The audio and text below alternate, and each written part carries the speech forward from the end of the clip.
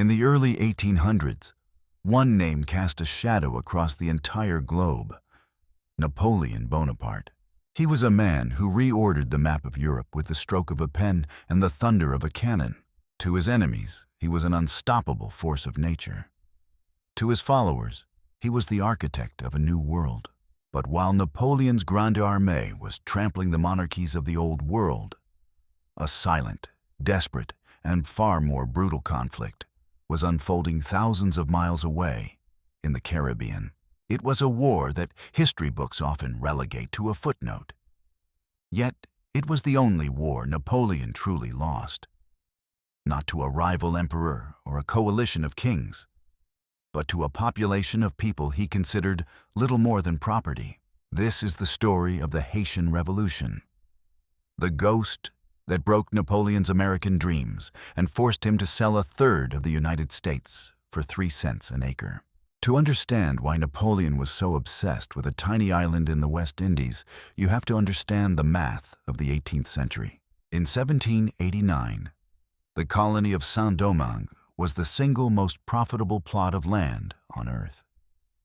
It produced 40% of the world's sugar and 60% of its coffee. It was the Pearl of the Antilles, a wealth-generating machine that fueled the French economy.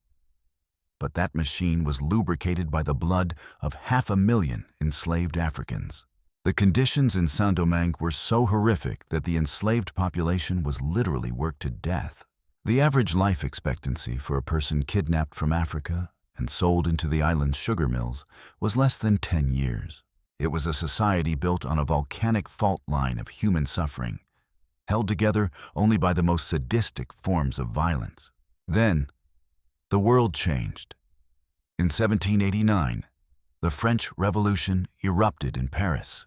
The cry of liberty, equality, fraternity echoed across the Atlantic, reaching the ears of the enslaved. If all men were created equal in the eyes of the new French Republic, how could a system of chattel slavery possibly persist? The spark was lit in the summer of 1791 at a secret religious ceremony in the woods of Bois Caïman. It wasn't just a riot. It was an organized, apocalyptic uprising.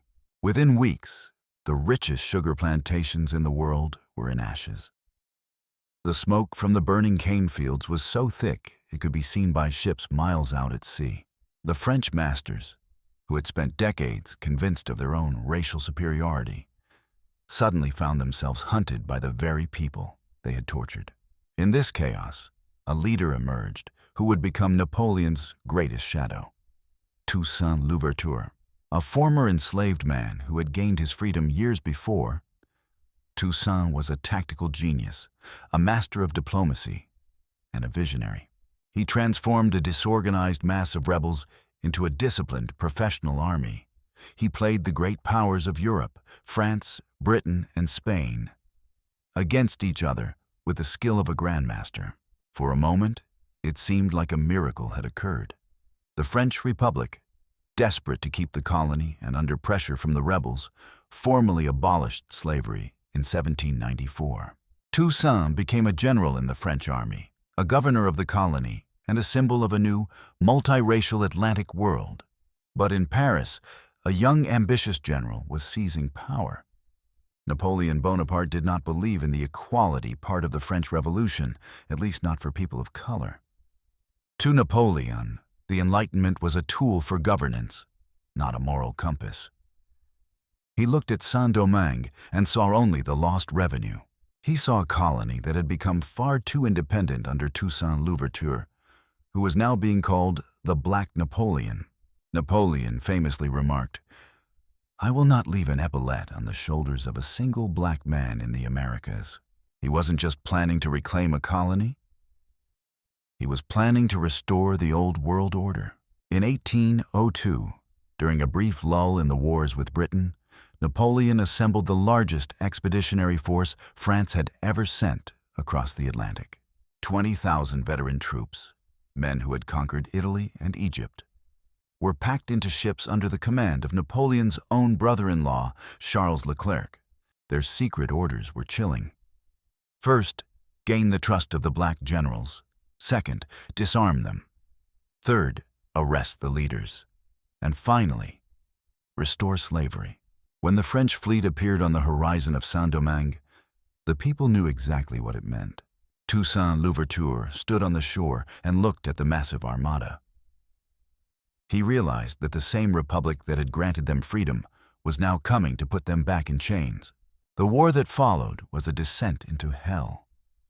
The French expected a quick victory, believing that civilized soldiers would easily crush a slave revolt. They were wrong.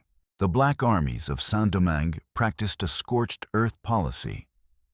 They burned their own cities to the ground so the French would have nowhere to garrison. They retreated into the jagged, mountainous interior, drawing the French deeper into a landscape they didn't understand. Then, the invisible ally arrived: yellow fever. For the European soldiers, the Caribbean was a death trap. The mosquitoes that carried the fever didn't care about Napoleonic tactics or military honors. Within months, the French army began to wither. General Leclerc wrote desperate letters back to Napoleon, pleading for reinforcements, describing how his men were dying in their beds, their skin turning yellow as their organs failed. But even as the fever decimated the French ranks, the human conflict grew more barbaric.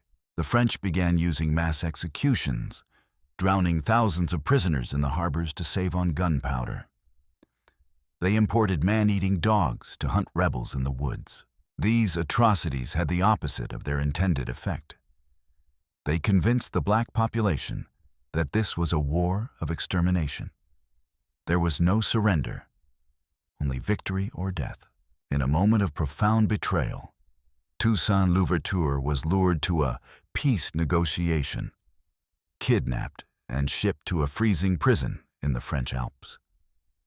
Napoleon thought that by removing the head, the body would die. He was wrong again. Toussaint's generals, like the fierce Jean-Jacques Dessalines, took up the mantle. They were no longer fighting for French rights. They were fighting for a new nation. By 1803, Napoleon's dream was in ruins. Leclerc was dead, taken by the fever. More than 50,000 French soldiers, the core of his colonial ambition, were buried in the soil of Saint-Domingue. Across the English Channel, the British were preparing to go to war again. Napoleon realized he was trapped. He couldn't defend a colony half a world away while fighting a coalition in Europe. But the failure in Haiti had a much larger geopolitical consequence. Napoleon had intended to use Saint-Domingue as a jumping-off point to build a massive French empire in North America. He held the territory of Louisiana, a vast wilderness stretching from the Gulf of Mexico to the Canadian border. Without the wealth of Saint-Domingue and a naval base in the Caribbean, Louisiana was useless to him. It was a liability he couldn't protect. In an act of frustrated pragmatism, Napoleon offered to sell the entire territory to the United States for $15 million, a pittance even then. The United States doubled in size overnight. The Haitian Revolution had effectively forced the French out of the Western Hemisphere and paved the way for the rise of the United States as a continental power. The final act of the war took place at the Battle of Vertières in November 1803. The remnants of the French army were shattered by Dessalines' forces. The survivors fled to their ships, leaving the island forever. On January 1st, 1804, the Republic of Haiti was declared, the first independent black republic in the world, and the only nation in history born from a successful slave revolt. Napoleon would go on to win legendary battles at Austerlitz and Jena. He would crown himself emperor and rule almost all of Europe. But he would never return to the Americas. Late in his life, while in exile on the lonely island of St. Helena, he reportedly expressed regret over the expedition. He realized that his attempt to crush the spirit of 1791 had been his greatest strategic blunder. The Haitian Revolution remains a ghost in the narrative of the Napoleonic Wars, a haunting reminder that the drive for human freedom can overcome even the most powerful war machines in history. It was a victory that changed the map of the world. Yet the price Haiti paid was an isolation and debt that would last for centuries.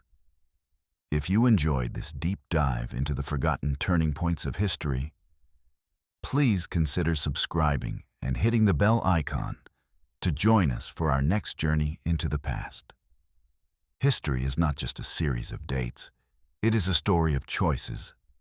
And as we've seen today, one island's choice for freedom can change the fate of empires.